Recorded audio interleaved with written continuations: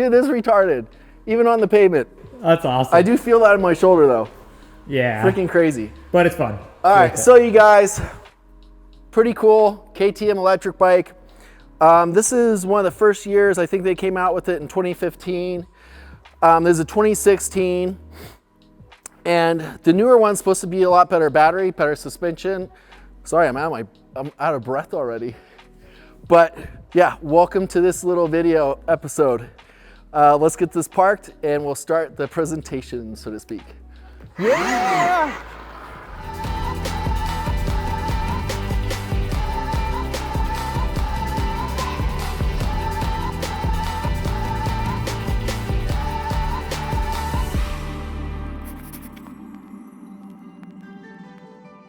Hey, I'm Charlie. Thanks for joining the channel today on this KTM Freeride. This specific year is a 2016. I think they made these in 2012 through 2014 for everywhere except for the United States. And then 2015 was the first year they imported them. So really for us in the US, 2015, 2016, you were able to start getting your hands on. I think for 2023, they're gonna make about 1,000. So they're pushing the brand, so to speak, again.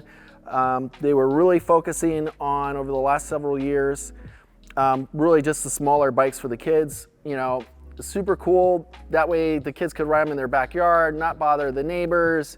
And they're pretty trick. If you look at the electric bikes, you know, for a kid bike with full suspension, front rear disc brakes for racing, you might have seen those races in the Supercross races in 2022.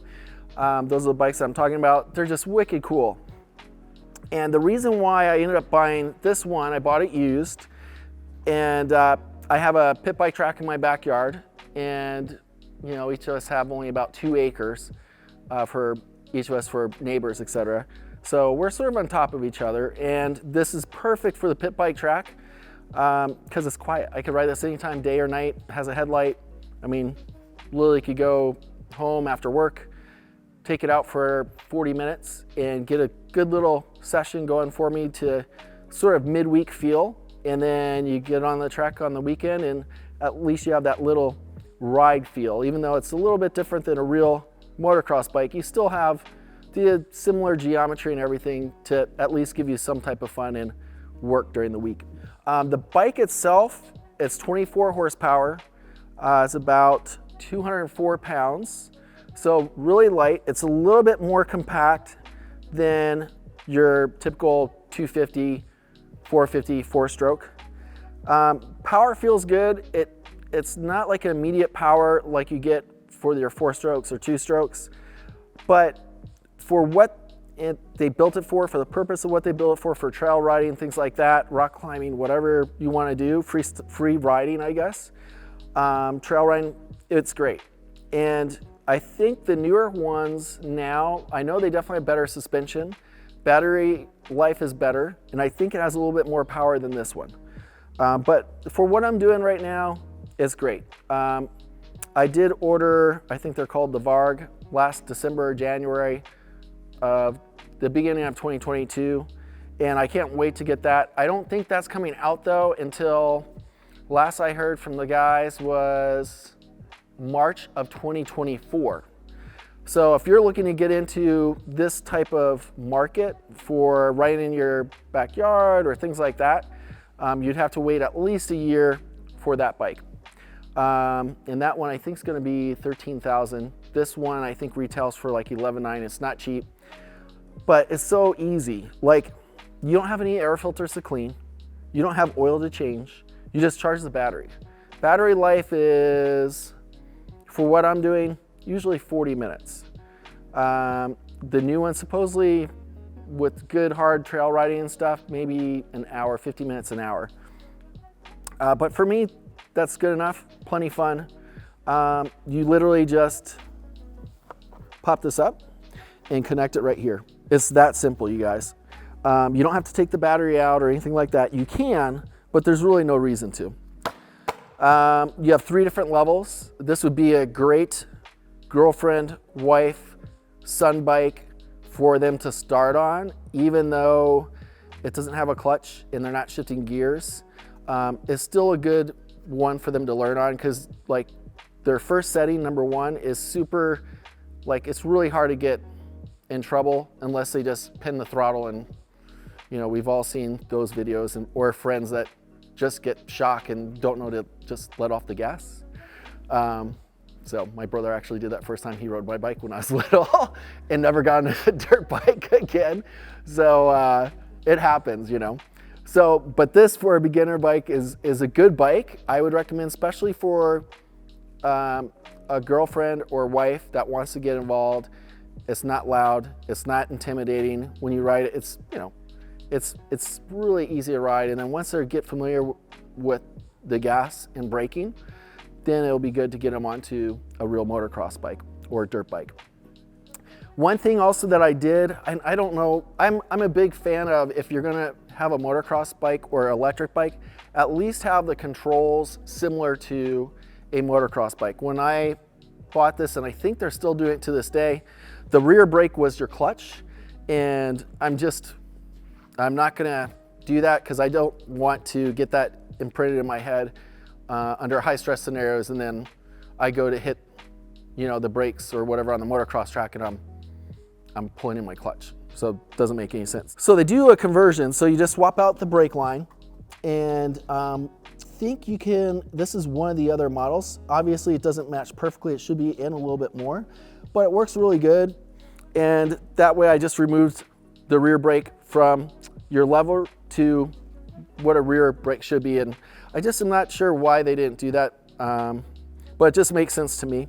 So that's one thing I would recommend doing, especially for any spouse, girlfriend, whatever, that's gonna ride, to do that, because then they already know, all right, hey, my right foot's my rear brake. So obviously front brake's the same, gas the same, and that's really it. There's power is pretty broad.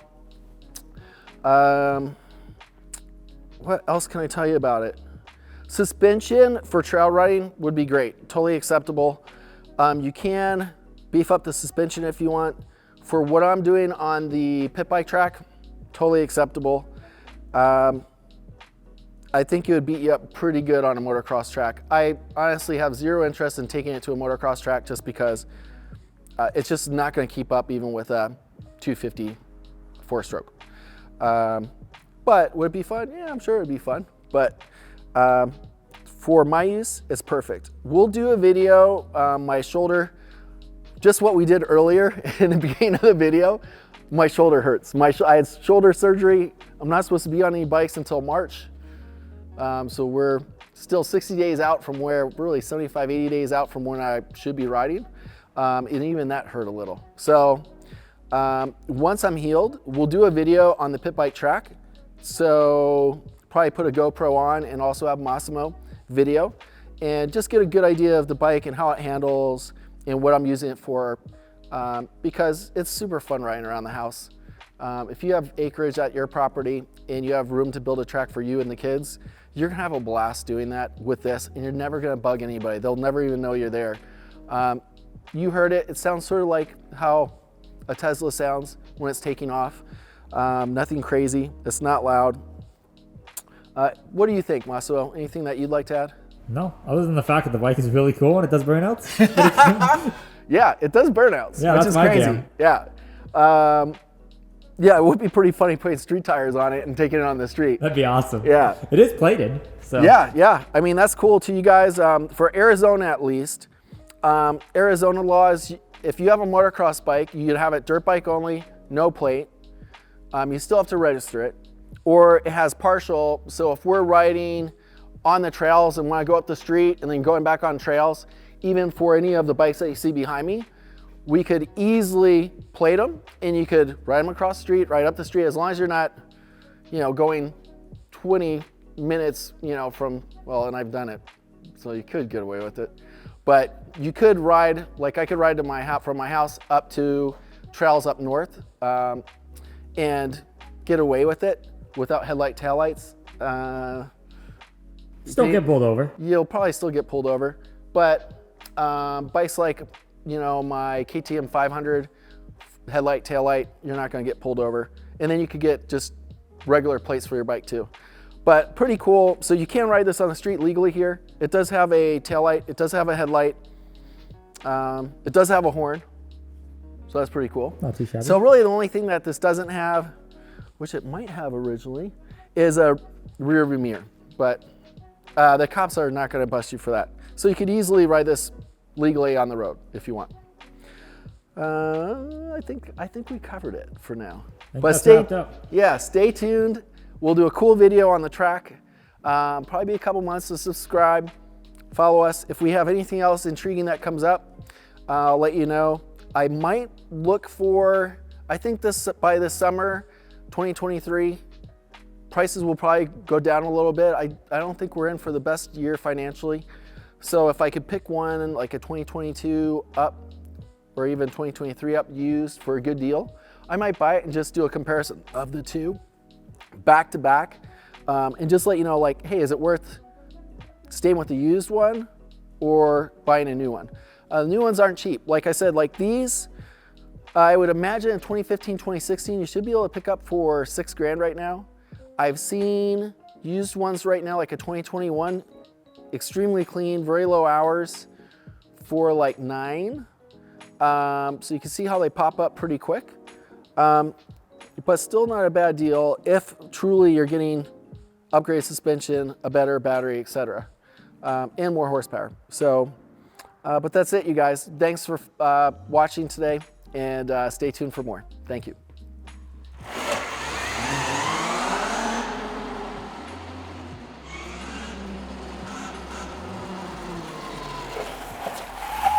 Smelling some rubber. Oh yeah.